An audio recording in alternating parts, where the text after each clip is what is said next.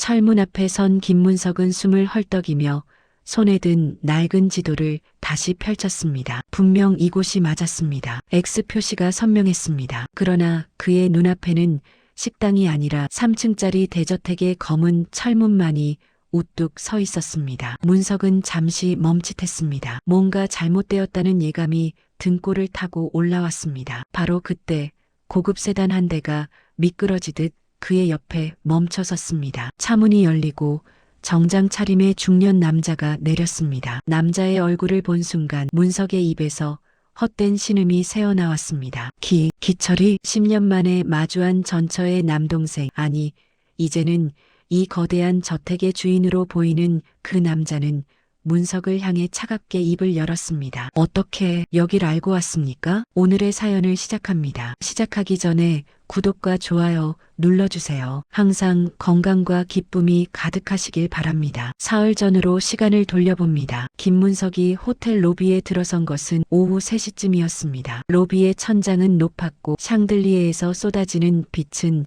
대리석 바닥을 반들반들하게 만들었습니다. 문석은 가방끈을 어깨에서 내리며 주변을 둘러보았습니다. 깔끔한 정장을 입은 젊은 직원들이 분주히 오갔고 로비 한쪽에서는 피아노 선율이 잔잔하게 흘러나왔습니다. 문석은 괜히 옷깃을 여미며 프론트 데스크 앞으로 걸어갔습니다. 예약하신 분 성함이 어떻게 되십니까? 젊은 여직원이 상냥한 미소를 지으며 물었습니다. 문석은 잠시 목을 가다듬었습니다. 김문석입니다. 혼자 왔어요. 네, 확인했습니다. 205호실로 안내해드리겠습니다. 여직원은 능숙한 손놀림으로 체크인 절차를 진행했습니다. 카드를 건네받고 방 열쇠를 받는 동안 문석은 창밖을 바라보았습니다. 창밖으로는 이 도시의 낯선 풍경이 펼쳐져 있었습니다. 아직 겨울이 완전히 가시지 않은 3월 초였고 거리의 나무들은 앙상한 가지만 하늘을 향해 뻗고 있었습니다. 바람이 불 때마다 나뭇가지들이 서로 부딪히며 삐걱거리는 소리가 들리는 듯 했습니다. 손님, 여직원의 목소리에 문석은 고개를 돌렸습니다. 여직원은 손에 작은 봉투 하나를 들고 있었습니다. 봉투는 낡았고 모서리가 약간 헤어져 있었습니다. 이건 뭡니까? 오래전에 맡겨진 물건입니다. 김문석 님이 오시면 꼭 전해드리라는 특별 요청이 있었습니다. 문석은 눈살을 찌푸렸습니다. 누가 자기 이름으로 뭔가를 맡겼다는 걸까요? 사기는 아닐까 하는 의심이 먼저 들었습니다. 그는 조심스럽게 봉투를 받아들었습니다. 봉투는 생각보다 가벼웠고 안에 종이 같은 것이 들어있는 느낌이었습니다. 언제 맡겨진 겁니까? 정확한 날짜는 시스템에는 약 10년 전으로 나와 있습니다. 보관료도 당시에 미리 납부되어 있었고요. 10년 전 문석의 손이 미세하게 떨렸습니다. 10년 전이라면 그때였습니다. 아내 순이와 이혼 서류에 도장을 찍던 그 해였습니다. 그는 입술을 깨물었습니다. 누가 맡긴 겁니까? 죄송합니다만 개인정보라 말씀드리기 어렵습니다. 다만 김문석님께 꼭 전해달라는 당부만 받았습니다. 문석은 더 이상 묻지 않았습니다. 여직원에게 고개를 끄덕이고 봉투를 가방 속에 넣었습니다. 엘리베이터를 타고 2층으로 올라가는 동안 그는 봉투의 존재가 자꾸만 신경 쓰였습니다. 하지만 피곤했습니다. 새벽부터 버스를 타고 이곳까지 오느라 몸이 무거웠고 어깨와 허리가 욱신거렸습니다. 일단 쉬고 나서 확인해도 늦지 않을 것 같았습니다. 205호실 문을 열자 깨끗하게 정돈된 방이 나타났습니다. 침대 옆 탁자에는 생수병 2개가 놓여 있었고 커튼 너머로 햇살이 얇게 스며들었습니다. 문석은 가방을 침대 위에 던지고 창가로 걸어갔습니다. 커튼을 젖히자 도시의 전경이 한눈에 들어왔습니다. 낮은 건물들 사이로 멀리 산자락이 보였고 하늘은 맑았습니다. 구름 한 점 없는 파란 하늘이었습니다. 그는 잠시 창밖을 바라보다가 가방으로 돌아왔습니다. 봉투를 꺼내 손에 쥐었습니다. 봉투 겉면에는 아무 글씨도 없었습니다. 그저 낡은 종이 봉투일 뿐이었습니다. 문석은 천천히 봉투를 뜯었습니다. 안에서 접힌 종이 한 장이 나왔습니다. 펼쳐보니 손으로 그린 지도였습니다. 지도는 정성스럽게 그려져 있었습니다. 호텔에서 시작해 몇 개의 골목을 지나고 큰 길을 건너면 X 표시가 찍혀 있었습니다. X 옆에는 작은 글씨로 꼭 가보세요라고 쓰여 있었습니다. 필체는 반듯했지만 어딘가 낯익었습니다. 문석은 눈을 가늘게 떴습니다. 어디선가 본 듯한 글씨체였습니다. 하지만 기억이 선명하지 않았습니다. 뭐 이런 걸 다 그려놔. 문석은 중얼거리며 지도를 탁자 위에 놓았습니다. 누가 장난치는 건지 아니면 호텔의 친절 서비스인지 알 수 없었습니다. 귀찮게 이런 걸 왜 주는지 이해할 수 없었습니다. 그는 지도를 구겨 쓰레기통에 던질까 생각했습니다. 하지만 손이 움직이지 않았습니다. 10년 전에 맡겨졌다는 말이 자꾸 머릿속을 맴돌았습니다. 문석은 침대에 누웠습니다. 천장을 바라보며 눈을 감았습니다. 피로가 밀려왔고 어느새 잠이 들었습니다. 다음 날 아침 문석은 일찍 눈을 떴습니다. 시계를 보니 아침 6시 반이었습니다. 오랜 습관 탓에 일찍 일어나는 것이 몸에 배어 있었습니다. 그는 씻고 옷을 갈아입은 뒤 간단히 아침 식사를 했습니다. 호텔 조식 뷔페에는 사람이 많지 않았습니다. 빵 몇 조각과 커피 한 잔으로 끼니를 때우고 나서 문석은 다시 방으로 돌아왔습니다. 탁자 위에는 여전히 지도가 놓여 있었습니다. 문석은 지도를 집어들고 다시 펼쳤습니다. 햇빛 아래에서 보니 지도가 더 선명하게 보였습니다. 선 하나하나가 정성스럽게 그려져 있었고 X 표시는 빨간 펜으로 두껍게 칠해져 있었습니다. 문석은 잠시 고민했습니다. 어차피 할 일도 없었고 혼자 여행 온 김에 이 지도가 가리키는 곳이 어딘지 확인해 보는 것도 나쁘지 않겠다는 생각이 들었습니다. 산책 삼아 다녀오지 뭐. 문석은 지도를 주머니에 넣고 호텔을 나섰습니다. 호텔 밖은 생각보다 쌀쌀했습니다. 아침 공기가 차갑게 얼굴을 스쳤고 문석은 재킷 지퍼를 목까지 올렸습니다. 거리에는 출근하는 사람들이 오갔고 근처 편의점에서는 아침 배달 준비를 하는 점원의 모습이 보였습니다. 문석은 지도를 꺼내 들고 방향을 확인했습니다. 호텔에서 나와 왼쪽으로 가라고 되어 있었습니다. 걷기 시작했습니다. 거리는 낯설었지만 걷는 일 자체는 익숙했습니다. 문석은 평생 걸어다니며 살아온 사람이었습니다. 젊었을 때는 새벽에 일어나 한강을 따라 걷곤 했고 퇴직 후에도 동네 뒷산을 오르내리며 시간을 보냈습니다. 걷는 동안 그는 주변을 관찰했습니다. 상가들이 늘어선 거리, 신호등이 바뀌며 울리는 소리, 지나가는 차들의 엔진 소리, 모든 것이 낯설면서도 어딘가 익숙했습니다. 지도에 표시된 첫 번째 모퉁이에 도착했습니다. 문석은 지도를 다시 확인하며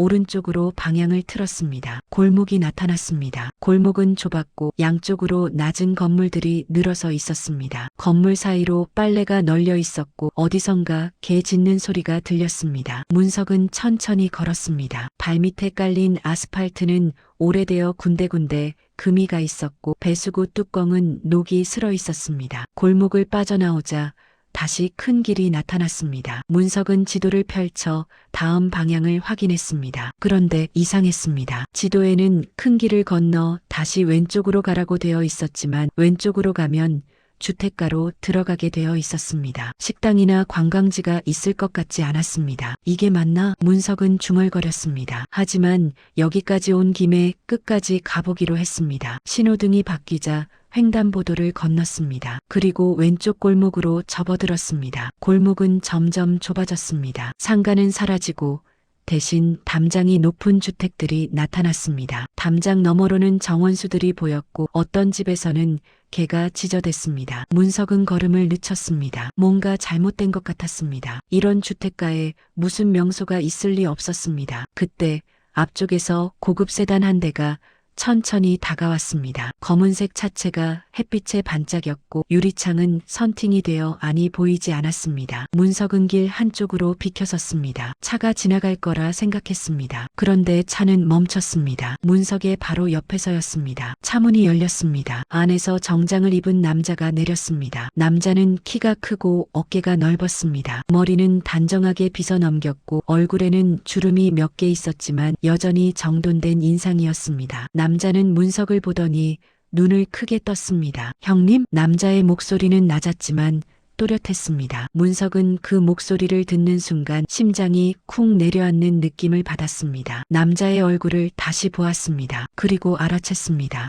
기철이 전처 순이의 남동생 박기철이었습니다. 10년 전 마지막으로 본 이후 처음이었습니다. 당시 기철은 순이의 장례식에서 문석을 차갑게 외면했었습니다. 아니, 장례식이 아니었습니다. 이혼 후였으니 장례식에 갈 자격도 없었습니다. 문석은 멀리서 장례식장을 바라보기만 했고 기철은 그런 문석을 발견하고도 고개조차 돌리지 않았습니다. 그런 기철이 지금 눈앞에 서 있었습니다. 10년이 지났지만 기철의 얼굴은 크게 달라지지 않았습니다. 다만 예전보다 더 날카로워 보였고 눈빛에는 차가움이 서려 있었습니다. 어떻게 여길 알고 오셨습니까? 기철의 질문은 조심스러웠지만 그 안에는 경계심이 담겨 있었습니다. 문석은 입을 열려다 말고 지도를 꺼냈습니다. 손이 떨렸습니다. 지도를 펼쳐 기철에게 보여주었습니다. 이걸 호텔에서 받았어. 10년 전에 맡겨진 거라고 하더군. 기철은 지도를 받아들었습니다. 지도를 보는 순간 기철의 얼굴이 굳어졌습니다. 눈동자가 흔들렸고 입술이 파르르 떨렸습니다. 기철은 한참 동안 지도를 바라보았습니다. 그리고 천천히 고개를 들어 문석을 보았습니다. 들어오시죠. 기철의 목소리는 더 낮아져 있었습니다. 문석은 어리둥절했습니다. 무슨 일인지 알 수 없었지만 기철의 태도가 조금 변한 것 같았습니다. 기철은 차 쪽으로 걸어가지 않고 대신 옆에 있는 커다란 철문 쪽으로 향했습니다. 문석은 그제야 철문 너머로 거대한 저택이 서 있는 것을 보았습니다. 여기가 내 집이야? 문석의 질문에 기철은 대답하지 않았습니다. 그저 철문을 열고 안으로 들어갔습니다. 문석은 잠시 망설였습니다. 들어가야 할지 말아야 할지 확신이 서지 않았습니다. 하지만 기철이 돌아보며 손짓을 했습니다. 문석은 깊은 숨을 들이쉬고 철문 안으로 들어갔습니다. 철문을 지나자 넓은 진입로가 펼쳐졌습니다. 양쪽으로는 정갈하게 다듬어진 정원수들이 줄지어 서 있었고 바닥에는 회색빛 화강암 타일이 깔려 있었습니다. 문석은 천천히 걸으며 주변을 둘러보았습니다. 정원 한쪽에는 작은 연못이 있었고 연못 가장자리에는 돌로 만든 조형물이 놓여 있었습니다. 물은 고요했고 수면 위로 아침 햇살이 부서지며 반짝였습니다. 진입로는 생각보다 길었습니다. 문석은 걸으면서 자꾸만 뒤를 돌아보았습니다. 철문은 이미 멀리 있었고 저택의 정문은 아직도 앞쪽에 있었습니다. 기철은 묵묵히 앞서 걸었습니다. 등이 꼿꼿했고 걸음걸이는 흔들림이 없었습니다. 문석은 기철의 뒷모습을 보며 낯선 감정을 느꼈습니다. 예전의 기철은 이렇지 않았습니다. 순이와 결혼했을 때 기철은 25살의 청년이었고 형부를 만나면 어색하게 웃으며 인사했던 소년 같은 남자였습니다. 하지만 지금의 기철은 달랐습니다. 어깨에는 무게가 실려 있었고 걸음에는 권위가 묻어났습니다. 문석은 가슴이 답답해졌습니다. 10년 사이에 무슨 일이 있었던 걸까요? 기철이 이런 저택의 주인이 되다니 도저히 믿기지 않았습니다. 드디어 저택 정문 앞에 도착했습니다. 문은 두껍고 육중한 나무로 만들어져 있었고 손잡이는 롯새로 된 것 같았습니다. 기철이 문을 열자 현관홀이 나타났습니다. 천장은 높았고 중앙에는 크리스털 샹들리에가 달려 있었습니다. 바닥은 대리석이었고 벽면에는 액자들이 걸려 있었습니다. 문석은 입구에 서서 안을 바라보았습니다. 숨이 막힐 것 같았습니다. 신발 벗으시죠. 기철의 말에 문석은 정신을 차렸습니다. 황급히 신발을 벗고 현관에 올라섰습니다. 발밑에 대리석이 차가웠습니다. 양말을 신고 있었지만 냉기가 발바닥을 타고 올라왔습니다. 기철은 슬리퍼를 건네주었습니다. 문석은 슬리퍼를 신고 기철을 따라 안쪽으로 걸어갔습니다. 복도를 지나 거실로 들어갔습니다. 거실은 넓었습니다. 한쪽 벽면 전체가 통유리창으로 되어 있었고 창밖으로는 뒷정원이 보였습니다. 정원에는 나무들이 심어져 있었고 멀리 작은 분수가 보였습니다. 거실 중앙에는 커다란 소파가 놓여 있었고 소파 앞에는 유리로 된 테이블이 있었습니다. 벽면에는 대형 TV가 걸려 있었고 그 옆으로는 책장이 길게 이어져 있었습니다. 앉으시죠. 기철이 소파를 가리켰습니다. 문석은 조심스럽게 소파에 앉았습니다. 소파는 부드러웠고 앉는 순간 몸이 푹 가라앉았습니다. 문석은 어색하게 손을 무릎 위에 얹었습니다. 어디를 봐야 할지 몰라 시선을 이리저리 옮겼습니다. 테이블 위에는 꽃병이 하나 놓여 있었고 꽃병 안에는 흰 백합이 꽂혀 있었습니다. 꽃잎은 깨끗했고 향기가 은은하게 퍼졌습니다. 기철은 소파 맞은편에 앉았습니다. 두 사람 사이에는 테이블이 있었지만 거리는 가까웠습니다. 문석은 기철의 얼굴을 제대로 볼 수 있었습니다. 기철의 눈가에는 주름이 몇 개 생겨 있었고 입가는 굳어 있었습니다. 표정에서는 어떤 감정도 읽히지 않았습니다. 잠시 침묵이 흘렀습니다. 문석은 입을 열려다 말고 다시 입을 다물었습니다. 무슨 말을 해야 할지 알 수 없었습니다. 기철도 말이 없었습니다. 그저 문석을 바라보고 있을 뿐이었습니다. 시간이 천천히 흘렀습니다. 벽시계의 초침 소리만 똑딱똑딱 거실을 채웠습니다. 물이라도 드릴까요? 기철이 먼저 입을 열었습니다. 목소리는 여전히 차가웠지만 예전보다는 부드러워진 것 같았습니다. 문석은 고개를 저었습니다. 아니, 괜찮아. 커피는요? 그것도 괜찮아. 나는 그냥. 문석은 말을 잇지 못했습니다. 입안이 바짝 말랐습니다. 목구멍이 막힌 것처럼 답답했습니다. 기철은 문석을 한참 바라보다가 천천히 일어났습니다. 그리고 부엌 쪽으로 걸어갔습니다. 잠시 후 물잔 2개를 들고 돌아왔습니다. 테이블 위에 물잔을 내려놓고 다시 앉았습니다. 드세요. 기철이 말했습니다. 문석은 물잔을 들어 한 모금 마셨습니다. 물은 차갑고 깨끗했습니다. 목구멍을 타고 내려가는 물의 감촉이 느껴졌습니다. 조금 진정이 되었습니다. 문석은 물잔을 내려놓고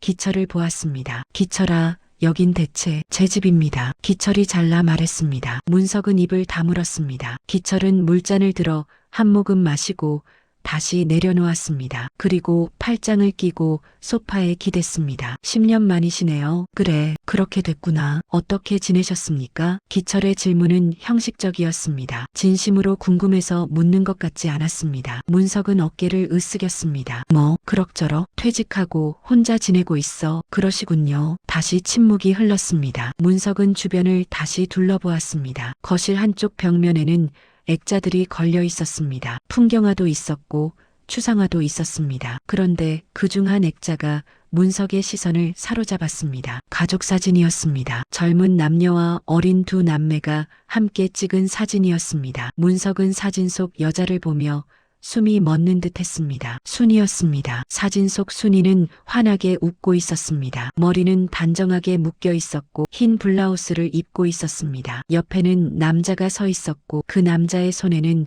어린 여자아이가 매달려 있었습니다. 아래쪽에는 남자아이가 서 있었는데 남자아이는 순이의 손을 잡고 있었습니다. 문석은 그 남자아이가 기철이라는 것을 알아챘습니다. 어린 시절의 기철이었습니다. 부모님과 누나, 그리고 저입니다. 기철이 문석의 시선을 따라 사진을 보며 말했습니다. 문석은 고개를 끄덕였습니다. 말이 나오지 않았습니다. 사진 속 순이는 너무나 행복해 보였습니다. 문석은 가슴이 먹먹해졌습니다. 형님, 기철이 다시 입을 열었습니다. 문석은 기철을 보았습니다. 기철의 얼굴에는 여전히 표정이 없었지만 눈빛은 조금 달라져 있었습니다. 차갑던 눈빛에 무언가 다른 감정이 섞여 있었습니다. 왜 이제야 오신 겁니까? 기철의 질문에 문석은 당황했습니다. 10년이나 지났습니다. 누나가 돌아가신 지 10년이 지났는데 왜 이제야 여기 오신 겁니까? 문석은 입을 열려다 말고 고개를 저었습니다. 난 그게 아니야. 나는 그냥 지도를 받아서. 지도요? 기철이 되물었습니다. 문석은 주머니에서 지도를 꺼냈습니다. 손이 떨렸습니다. 지도를 펼쳐 테이블 위에 놓았습니다. 기철은 지도를 내려다보았습니다. 표정이 굳어졌습니다. 이걸 어디서 받으셨습니까? 호텔이야. 내가 묵는 호텔 프론트에서 줬어. 10년 전에 누군가 맡겼다고 하더군. 내 이름으로 되어 있었어. 기철은 지도를 집어들었습니다. 가까이 당겨 자세히 보았습니다. 손가락으로 지도의 선을 따라갔습니다. X 표시를 만지작거렸습니다. 그리고 지도 모서리에 적힌 작은 글씨를 보았습니다. 꼭 가보세요라는 글씨였습니다. 기철은 그 글씨를 한참 바라보았습니다. 이 필체. 기철의 목소리가 떨렸습니다. 문석은 기철을 보았습니다. 기철의 눈가가 붉어지고 있었습니다. 입술이 파르르 떨렸습니다. 기철은 지도를 쥔 손을 떨며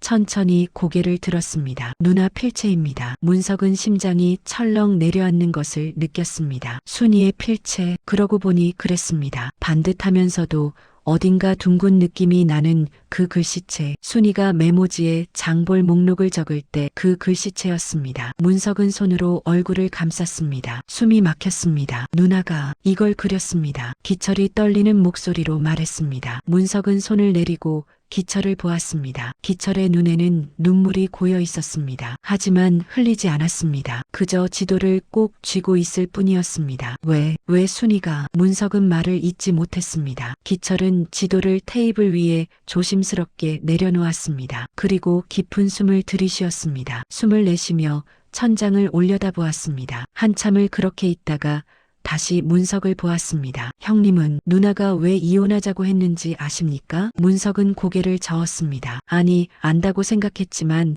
확신할 수 없었습니다. 순이는 어느 날 갑자기 이혼하자고 했습니다. 이유를 묻지 말라고 했습니다. 그냥 헤어지자고, 더 이상 함께 살 수 없다고 했습니다. 문석은 이해할 수 없었습니다. 싸운 적도 없었고 다툰 일도 없었습니다. 그저 평범하게 살아가고 있었을 뿐인데 순이는 떠나겠다고 했습니다. 몰라. 나는 끝까지 몰랐어. 문석의 목소리는 쉬어 있었습니다. 기철은 고개를 끄덕였습니다. 그럴 줄 알았습니다. 누나는 형님께 말하지 말라고 했으니까요. 무슨 말을 하지 말라고? 기철은 잠시 망설였습니다. 입을 열려다 말고 다시 다물었습니다. 그리고 천천히 일어났습니다. 따라오시죠. 보여드릴 게 있습니다. 문석도 일어났습니다. 기철은 거실을 나와 복도를 따라 걸었습니다. 문석은 뒤를 따랐습니다. 복도는 길었고 양쪽 벽에는 문들이 있었습니다. 기철은 복도 끝에 있는 문 앞에서 멈췄습니다. 문을 열고 안으로 들어갔습니다. 문석도 따라 들어갔습니다. 안은 서재였습니다. 벽면 전체에 책장이 설치되어 있었고 책들이 빼곡히 꽂혀 있었습니다. 중앙에는 커다란 책상이 있었고 책상 위에는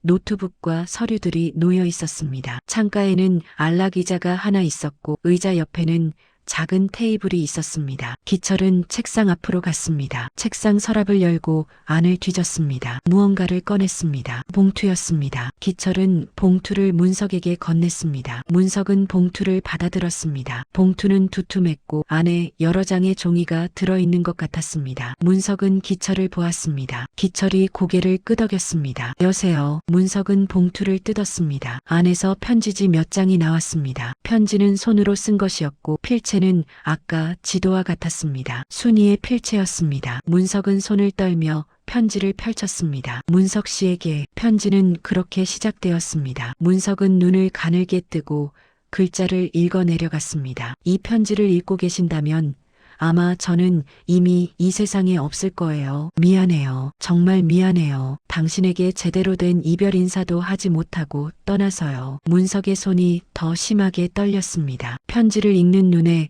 초점이 흐려졌습니다. 눈물이 차올랐습니다. 저는 3년 전부터 아팠어요. 암이었어요. 처음에는 치료하면 나을 수 있다고 생각했어요. 하지만 시간이 지날수록 몸이 안 좋아졌어요. 의사 선생님은 말했어요. 길어야 2년이라고. 저는 당신에게 짐이 되고 싶지 않았어요. 당신이 저를 간호하느라 힘들어하는 모습을 보고 싶지 않았어요. 문석은 편지를 읽다 멈췄습니다. 숨을 쉴 수가 없었습니다. 가슴이 찢어지는 것 같았습니다. 기철은 창가로 가서 등을 돌리고 섰습니다. 어깨가 미세하게 떨리고 있었습니다. 문석은 다시 편지를 읽었습니다. 그래서 이혼을 요구했어요. 당신이 이해하지 못하는 걸 알았어요. 하지만 달리 방법이 없었어요. 저는 당신 없이 조용히 떠나고 싶었어요. 당신이 저 때문에 아파하는 모습을 보고 싶지 않았어요. 제 동생 기철이가 저를 돌봐줬어요. 마지막까지 함께 있어줬어요. 문석은 편지를 내려놓고 고개를 들었습니다. 기철은 여전히 창밖을 바라보고 있었습니다. 문석은 떨리는 목소리로 물었습니다. 기철아, 이게 사실이야? 기철은 천천히 고개를 돌렸습니다. 눈가가 붉었고 눈물이 뺨을 타고 흘러내리고 있었습니다. 네, 사실입니다. 문석은 주저앉을 것 같았습니다. 다리에 힘이 풀렸습니다. 기철이 다가와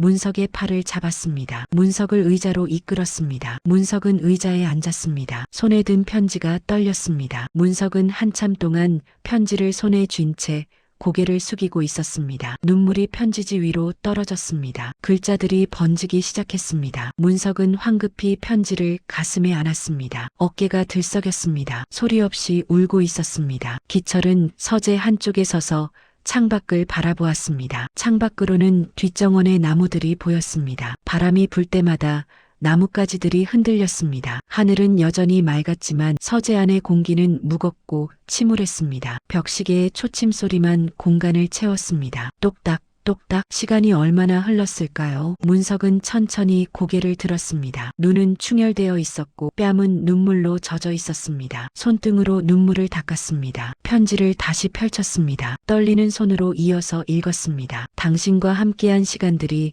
제 인생에서 가장 행복한 시간이었어요. 당신의 따뜻한 손, 당신의 웃음소리, 당신과 함께 걷던 저녁 산책길, 모든 것이 그리울 거예요. 아니, 이미 그립습니다. 이 편지를 쓰는 지금도요. 문석은 편지를 읽으며 과거를 떠올렸습니다. 순이와 처음 만났던 날, 공원 벤치에서 책을 읽고 있던 순이에게 말을 건넸던 그날, 순이는 고개를 들어 문석을 보며 환하게 웃었습니다. 그 웃음에 반해 문석은 용기를 내어 커피를 한잔 하자고 청했습니다. 순이는 잠시 망설이다가 고개를 끄덕였습니다. 그렇게 시작된 인연이었습니다. 데이트를 거듭했고 사랑에 빠졌습니다. 1년 후 결혼했습니다. 소박한 결혼식이었지만 행복했습니다. 신혼집은 작은 아파트였고 가구도 많지 않았지만 두 사람에게는 충분했습니다. 저녁마다 함께 요리를 하고 주말이면 근처 산을 올랐습니다. 평범하지만 행복한 날들이었습니다. 문석은 편지를 계속 읽었습니다. 기철이에게 부탁했어요. 언젠가 당신이 그 호텔에 간다면 이 지도를 꼭 전해달라고요. 당신이 언젠가는 혼자 여행을 떠날 거라 믿었어요. 당신은 그런 사람이니까요. 외로움을 견디다 못해 결국 어딘가로 떠날 거라고 생각했어요. 문석은 가슴이 철렁했습니다. 순이는 자신을 그렇게 잘 알고 있었습니다. 정말로 문석은 10년을 혼자 지내다가 견딜 수 없어 여행을 떠났습니다. 순이의 예상대로였습니다. 지도가 당신을 기철이에게 데려갈 거예요. 기철이가 모든 걸 설명해 줄 거예요. 제가 왜 떠나야 했는지, 왜 당신에게 말할 수 없었는지요. 미안해요. 정말 미안해요. 하지만 이게 최선이었어요. 당신이 덜 아프게 하는 방법이었어요. 문석은 편지를 덮었습니다. 더 이상 읽을 수가 없었습니다. 손이 떨리고 목이 메었습니다. 기철을 보았습니다. 기철은 여전히 창가에 서 있었습니다. 문석은 떨리는 목소리로 물었습니다. 기철아, 순이는 마지막까지 어땠어? 기철은 천천히 돌아섰습니다. 눈가에 눈물 자국이 아직 남아 있었습니다. 입술을 깨물고 있다가 천천히 입을 열었습니다. 누나는 끝까지 강했습니다. 기철의 목소리는 낮고 떨렸습니다. 아팠을 텐데 내색하지 않으셨어요. 항상 웃으려고 애쓰셨어요. 저한테도 병원 사람들한테도요. 마지막 날까지도 누나는 제게 말했어요. 기철아, 울지 마. 나는 행복했어. 문석 씨를 만나서 정말 행복했어라고요. 기철은 말을 멈추고 눈을 감았습니다. 숨을 깊이 들이쉬었습니다. 그리고 다시 눈을 떴습니다. 누나가 마지막으로 남긴 말이 뭔지 아십니까? 문석은 고개를 저었습니다. 기철은 창가로 다시 걸어갔습니다. 창밖을 바라보며 말했습니다. 문석 씨에게 미안하다고 전해줘. 그리고 사랑한다고 전해줘였습니다. 문석은 눈을 감았습니다. 눈물이 다시 흘러내렸습니다. 가슴이 찢어지는 것 같았습니다. 10년 전 순이와 마지막으로 만났던 날을 떠올렸습니다. 이혼 서류에 도장을 찍던 날, 순이는 냉정했습니다. 문석을 쳐다보지도 않았습니다. 서류에 도장을 찍고 일어서서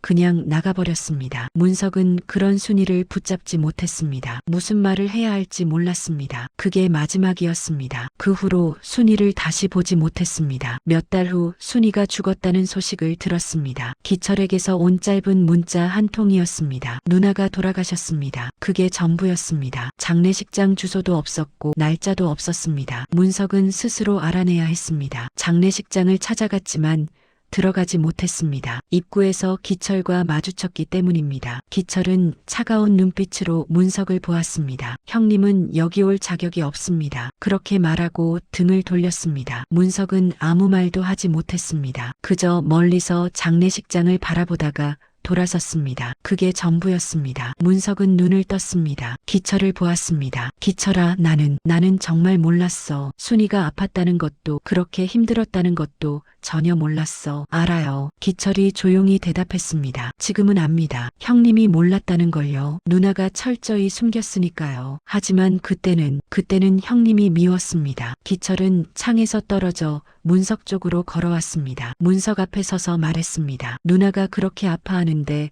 형님은 왜 몰랐을까? 왜 눈치채지 못했을까? 그게 너무 화가 났어요. 장례식 때 형님을 쫓아낸 것도 그 때문이었습니다. 문석은 고개를 떨구었습니다. 변명할 여지가 없었습니다. 정말로 몰랐습니다. 순이가 조금씩 달라지고 있다는 걸 느꼈지만 그게 병 때문이라고는 생각하지 못했습니다. 그저 피곤해서 그런가 보다 했습니다. 바쁘다는 핑계로 순이를 제대로 돌보지 못했습니다. 하지만 기철이 다시 말했습니다. 누나는 형님을 끝까지 사랑했습니다. 그걸 알았을 때 저는 제 자신이 부끄러웠습니다. 형님을 미워했던 제가요. 기철은 책상으로 돌아갔습니다. 서랍을 열고 또 다른 것을 꺼냈습니다. 작은 상자였습니다. 벨벳으로 된 보석 상자 같았습니다. 기철은 상자를 열었습니다. 안에는 반지 하나가 들어 있었습니다. 금반지였고 안쪽에 뭔가 새겨져 있었습니다. 누나의 결혼 반지입니다. 기철이 말했습니다. 문석은 숨을 멈췄습니다. 그 반지를 기억했습니다. 결혼할 때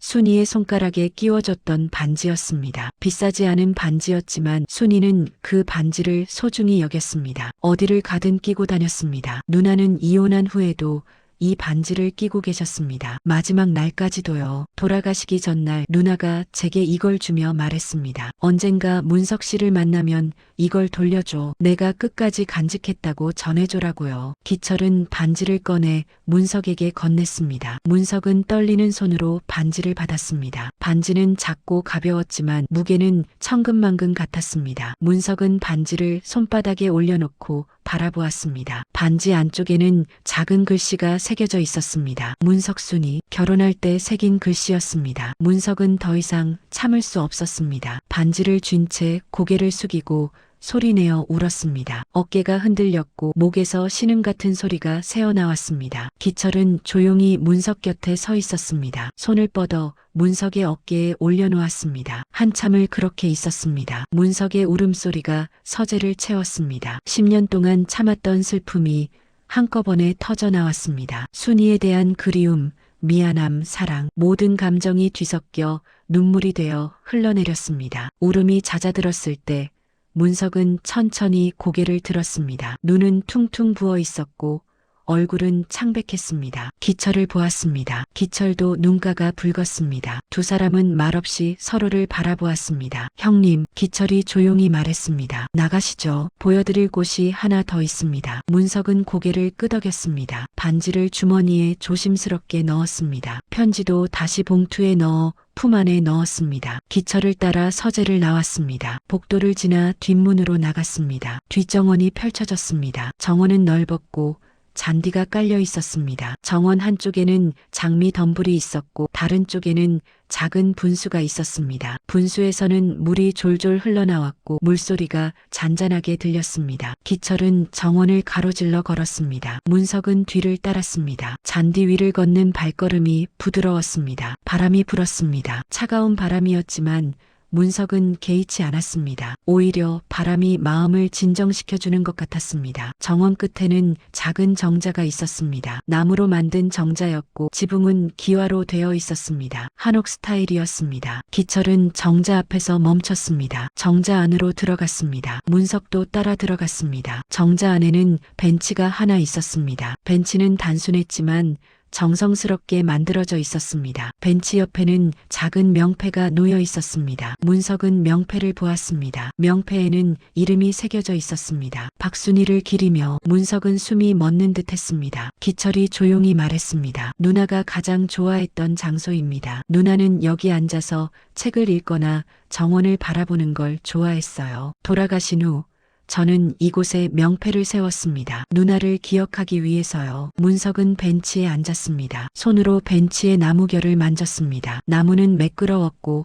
따뜻했습니다. 햇빛을 받아 온기가 배어 있었습니다. 문석은 정원을 바라보았습니다. 장미덤불, 분수, 잔디밭, 모든 것이 평화로워 보였습니다. 누나는 마지막까지 이곳에서 시간을 보냈습니다. 기철이 문석 옆에 서서 말했습니다. 몸이 많이 안 좋아졌을 때도 휠체어를 타고 이곳에 나와 앉아 계셨어요. 제가 책을 읽어드렸고 때로는 그냥 함께 앉아 있었습니다. 누나는 항상 말했어요. 여기 있으면 마음이 편안해진다고요. 문석은 눈을 감았습니다. 순이가 이곳에 앉아 있는 모습을 상상했습니다. 햇빛을 받으며 책을 읽고 있는 순이, 바람에 머리카락이 흩날리는 순이, 환하게 웃고 있는 순이. 문석은 가슴이 아팠습니다. 기철아. 문석이 눈을 뜨고 기철을 보았습니다. 너는 어떻게 이렇게 큰 집을 갖게 된 거야? 기철은 잠시 망설이다가 대답했습니다. 누나 덕분입니다. 순이 덕분이라니? 네. 누나가 아프기 전 저는 사업을 시작했습니다. 작은 IT 회사였어요. 하지만 자금이 부족했고 투자자를 찾기 어려웠습니다. 누나가 도와주셨어요. 누나 명의로 대출을 받아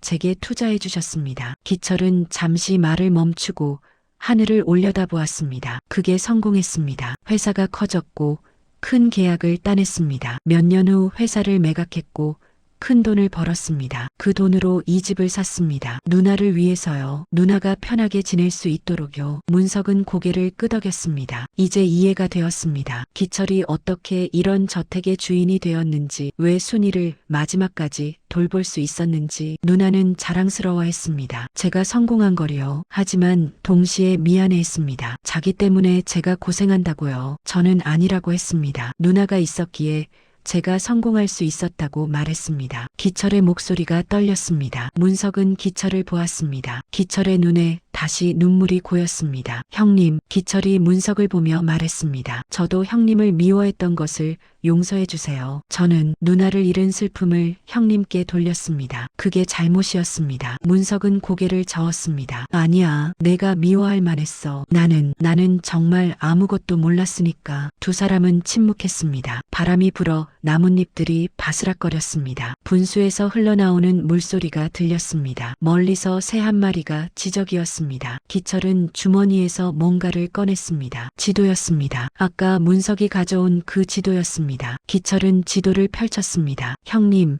이 지도를 다시 보세요. 문석은 지도를 받아들었습니다. X 표시가 찍힌 곳을 보았습니다. 그곳이 이 저택이었습니다. 하지만 지도에는 X 표시 외에 또 다른 표시가 있었습니다. X에서 이어지는 점선이었습니다. 점선은 지도 모서리까지 이어져 있었고 끝에는 작은 별표가 그려져 있었습니다. 이게 뭐야? 문석이 물었습니다. 기철은 지도를 가리켰습니다. 여기가 진짜 목적지입니다. 누나가 형님이 꼭 가기를 바랐던 곳이요. 문석은 지도를 자세히 들여다보았습니다. 점선은 가늘게 그려져 있어서 처음에는 눈치채지 못했습니다. 하지만 지금 보니 분명했습니다. X 표시에서 시작된 점선이 구불구불 이어지다가 지도 오른쪽 모서리에서 끝났습니다. 별표 옆에는 작은 글씨로 뭔가 적혀 있었습니다. 문석은 눈을 가늘게 뜨고 글씨를 읽었습니다. 우리의 약속? 문석의 손이 멈췄습니다. 우리의 약속? 그 말이 가슴에 꽂혔습니다. 순이와의 약속? 문석은 기억을 더듬었습니다. 어떤 약속이었을까요? 순이와 무슨 약속을 했었을까요? 기철아,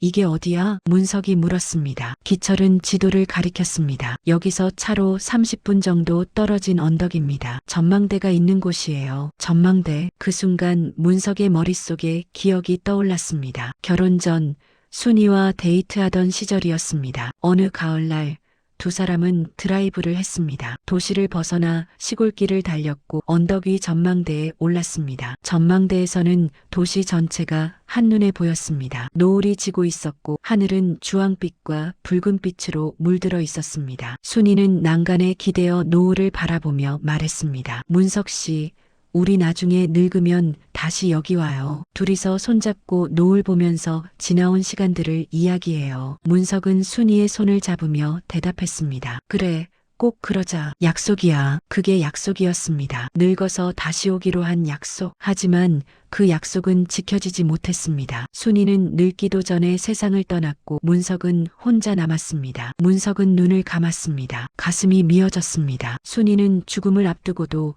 그 약속을 기억하고 있었습니다. 그래서 지도에 표시해 둔 것입니다. 문석이 언젠가 그곳에 가기를 바라며 형님, 기철의 목소리에 문석은 눈을 떴습니다. 기철이 조용히 말했습니다. 제가 모셔다 드리겠습니다. 문석은 고개를 끄덕였습니다. 말이 나오지 않았습니다. 그저 지도를 꼭 쥐고 있을 뿐이었습니다. 기철과 함께 정자를 나왔습니다. 다시 저택을 지나 현관으로 갔습니다. 신발을 신고 밖으로 나왔습니다. 검은 세단이 진입로에 서 있었습니다. 기철이 차 문을 열어주었습니다. 문석은 뒷좌석에 탔습니다. 기철은 운전석에 앉아 시동을 걸었습니다. 차가 출발했습니다. 철문이 천천히 열리고 차는 골목으로 나왔습니다. 문석은 창밖을 바라보았습니다. 아까 걸어왔던 그 골목이었습니다. 낯선 주택가, 높은 담장, 정원수들 모든 것이 다르게 보였습니다. 아침에 이 길을 걸을 때는 길을 잘못 들었다고 생각했습니다. 하지만 지금은 알았습니다. 이 길이 정확한 길이었다는 것을. 차는 큰 길로 나와 교회로 향했습니다. 도시의 건물들이 점점 작아지고 주변에 나무들이 많아졌습니다. 논밭이 보였고 멀리 산이 보였습니다. 하늘은 여전히 맑았고 구름 몇 점이 천천히 떠다니고 있었습니다. 차 안은 조용했습니다. 라디오도 켜지 않았고 기철도 말이 없었습니다. 문석은 뒷좌석에 앉아 창밖을 바라보며 생각에 잠겼습니다. 순이와의 추억들이 하나씩 떠올랐습니다. 처음 만났던 날, 첫 키스, 프러포즈, 결혼식, 그리고 함께 살았던 날들, 평범했지만 행복했던 날들. 왜 그때 더 잘해주지 못했을까? 왜 순이의 변화를 눈치채지 못했을까? 문석은 자책했습니다. 하지만 이제 와서 후회해도 소용없었습니다. 시간은 되돌릴 수 없었고 순이는 이미 이 세상에 없었습니다. 30분쯤 달렸을까요? 차가 속도를 줄이기 시작했습니다. 좁은 길로 접어들었습니다. 길은 구불구불했고 양쪽으로 나무들이 늘어서 있었습니다. 길은 점점 위로 올라갔습니다. 언덕을 오르는 것이었습니다. 드디어 차가 멈췄습니다. 문석은 창밖을 보았습니다. 주차장이었습니다. 주차장은 넓지 않았고 차 몇 대만 세울 수 있는 크기였습니다. 주차장 한쪽에는 나무 계단이 보였습니다. 계단은 위로 이어져 있었습니다. 도착했습니다. 기철이 말했습니다. 문석은 차에서 내렸습니다. 바람이 불었습니다. 언덕 위라 그런지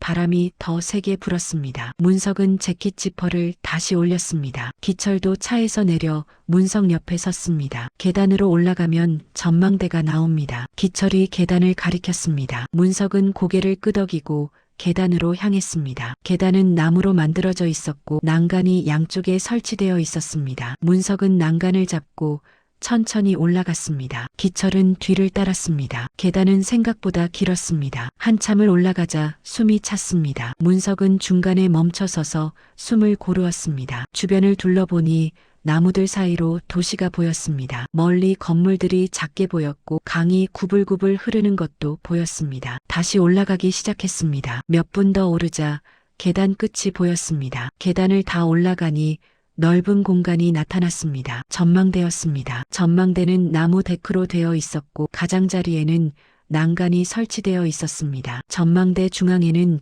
벤치 하나가 놓여 있었습니다. 문석은 전망대로 걸어갔습니다. 난간에 다가가 앞을 보았습니다. 숨이 멎는 듯 했습니다. 앞에는 광활한 풍경이 펼쳐져 있었습니다. 도시 전체가 한눈에 보였습니다. 건물들, 강, 다리, 도로, 모든 것이 아래에 있었습니다. 하늘은 맑았고 해가 서쪽으로 기울기 시작했습니다. 문석은 난간을 꼭 잡았습니다. 여기였습니다. 순이와 처음 왔던 그곳, 노을을 보며 약속했던 그 장소, 아무것도 변하지 않았습니다. 벤치도 그대로였고 난간도 그대로였습니다. 시간이 멈춘 것 같았습니다. 기철이 문석 옆에 섰습니다. 함께 풍경을 바라보았습니다. 한참을 그렇게 서 있다가 기철이 조용히 말했습니다. 형님, 제가 드릴 게 하나 더 있습니다. 문석은 기철을 보았습니다. 기철은 주머니에서 작은 봉투를 꺼냈습니다. 하얀 봉투였고 봉투 겉면에는 문석 씨에게라고 쓰여 있었습니다. 순이의 필체였습니다. 이건 누나가 마지막으로 쓴 편지입니다. 저한테 부탁했어요. 형님이 이곳에 오면 꼭 전해달라고요. 문석은 떨리는 손으로 봉투를 받았습니다. 봉투는 가벼웠지만 무게는 무거웠습니다. 문석은 천천히 봉투를 뜯었습니다. 안에서 편지지 한 장이 나왔습니다. 펼쳐보니 짧은 편지였습니다. 문석 씨, 여기까지 와줘서 고마워요. 이곳에 서 있다는 건 제 마음을 이해해줬다는 뜻이겠죠. 우리가 약속했던 곳, 함께 늙어서 오기로 했던 그곳, 제가 먼저 가버려서 미안해요. 혼자 남겨놔서 미안해요. 문석의 눈에서 눈물이 흘러내렸습니다. 편지를 읽는 손이 떨렸습니다. 하지만 후회는 없어요. 당신과 함께한 시간들이 제 인생 전부였어요. 당신을 사랑했고 당신에게 사랑받았어요. 그걸로 충분해요. 이제 당신은 저를 놓아주세요. 슬퍼하지 말고 행복하게 살아가세요. 당신이 행복해야 제가 편히 쉴 수 있어요. 문석은 편지를 가슴에 안았습니다. 눈물이 멈추지 않았습니다. 기철은 조용히 한 걸음 뒤로 물러났습니다. 문석에게 시간을 주기 위해서였습니다. 문석은 편지를 다시 읽었습니다. 순이의 목소리가 들리는 것 같았습니다. 따뜻하고 부드러운 목소리. 문석을 부를 때의 그 목소리. 당신이 이 편지를 읽을 때쯤이면 아마 노을이 질 거예요. 우리가 처음 이곳에 왔을 때처럼요. 노을을 보세요. 그리고 저를 기억해 주세요.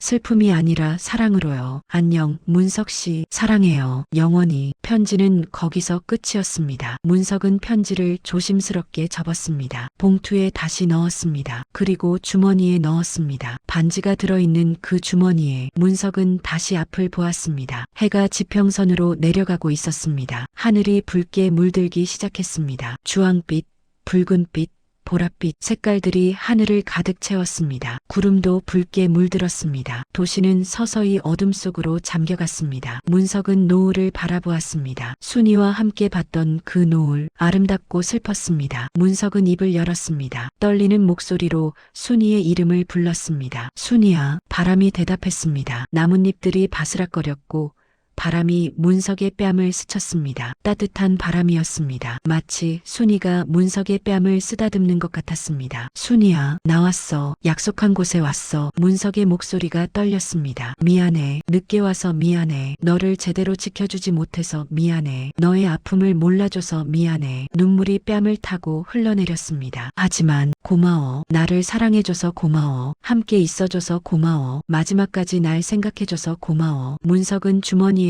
반지를 꺼냈습니다. 손바닥에 올려놓고 바라보았습니다. 노을빛에 반지가 붉게 빛났습니다. 이거 잘 받았어. 내가 끝까지 간직해준 거. 이제 내가 간직할게. 내가 없어도 너를 기억할게. 사랑으로 기억할게. 문석은 반지를 다시 주머니에 넣었습니다. 그리고 두 손을 모았습니다. 눈을 감고 기도했습니다. 순이의 명복을 빌었습니다. 순이가 편히 쉬기를 바랐습니다. 한참을 그렇게 서 있었습니다. 노을은 점점 사라지고 하늘은 어두워졌습니다. 별들이 하나둘 나타나기 시작했습니다. 문석은 눈을 떴습니다. 하늘을 올려다보았습니다. 별이 빛나고 있었습니다. 문석은 입가에 미소를 지었습니다. 슬픔 속에서도 평화가 찾아왔습니다. 순이를 보낸다는 것, 그게 이토록 아픈 일인지 몰랐습니다. 하지만 이제는 알았습니다. 놓아줘야 한다는 것을, 슬픔이 아니라 사랑으로 기억해야 한다는 것을. 기철이 다가왔습니다. 문석 옆에 섰습니다. 두 사람은 함께 어두워지는 하늘을 바라보았습니다. 형님, 기철이 조용히 말했습니다. 누나가 평안하실 거예요. 문석은 고개를 끄덕였습니다. 그래, 그럴 거야. 기철이 문석의 어깨에 손을 올렸습니다. 문석도 기철의 어깨를 감쌌습니다. 두 사람은 그렇게 서 있었습니다. 순이를 사랑했던 두 남자, 한 사람은 남편이었고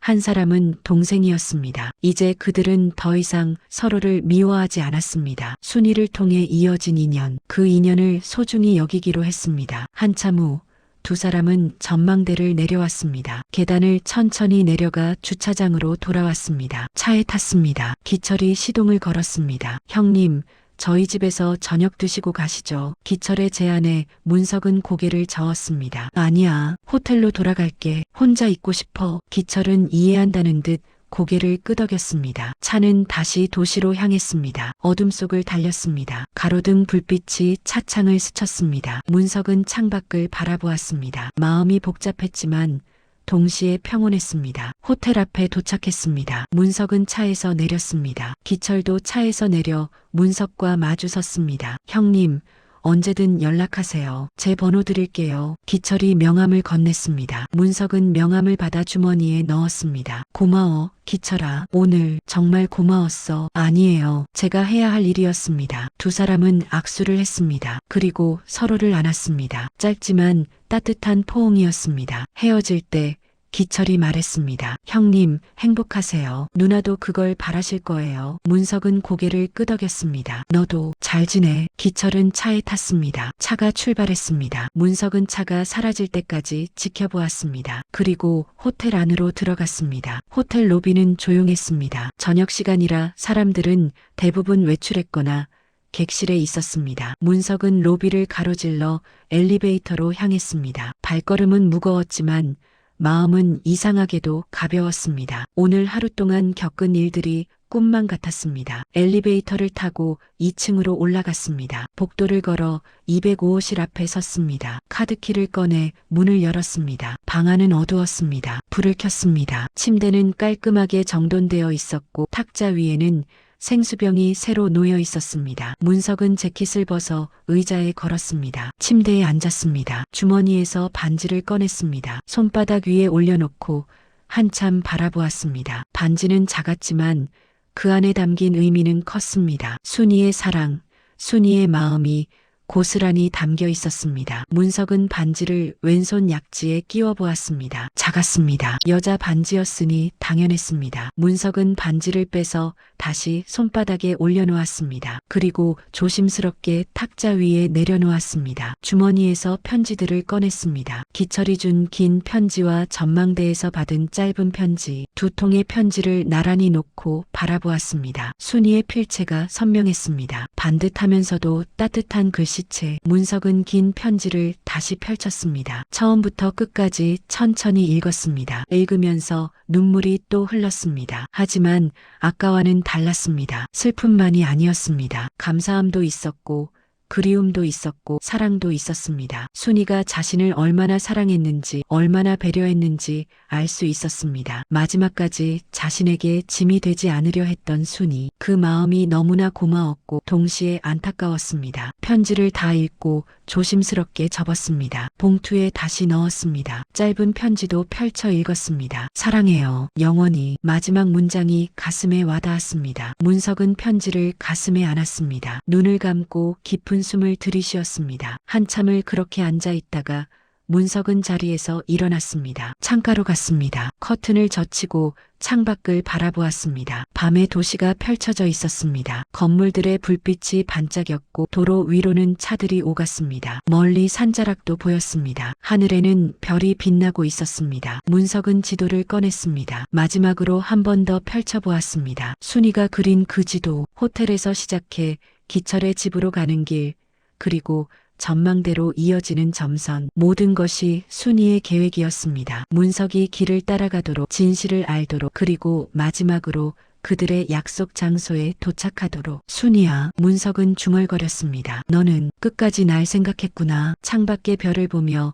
문석은 미소 지었습니다. 눈물이 흘렀지만 이번엔 따뜻한 눈물이었습니다. 순이를 사랑했고 순이에게 사랑받았습니다. 그걸로 충분했습니다. 순이가 편지에 썼듯이 그걸로 충분했습니다. 문석은 지도를 조심스럽게 접었습니다. 편지들과 함께 가방 안 깊숙이 넣었습니다. 반지도 작은 주머니에 넣어 가방에 보관했습니다. 이 모든 것을 집으로 가져가기로 했습니다. 평생 간직하기로 했습니다. 침대에 누웠습니다. 천장을 바라보았습니다. 피곤했습니다. 몸도 마음도 지쳐 있었습니다. 하지만 동시에 평온했습니다. 오랜만에 느끼는 평온함이었습니다. 10년 동안 가슴 한편에 자리 잡고 있던 무게가 조금 가벼워진 것 같았습니다. 문석은 눈을 감았습니다. 순이의 얼굴이 떠올랐습니다. 환하게 웃고 있는 순이, 젊었을 때의 순이, 아름답고 따뜻했던 순이. 문석은 그 얼굴을 떠올리며 잠에 빠져들었습니다. 다음 날 아침 문석은 일찍 눈을 떴습니다. 시계를 보니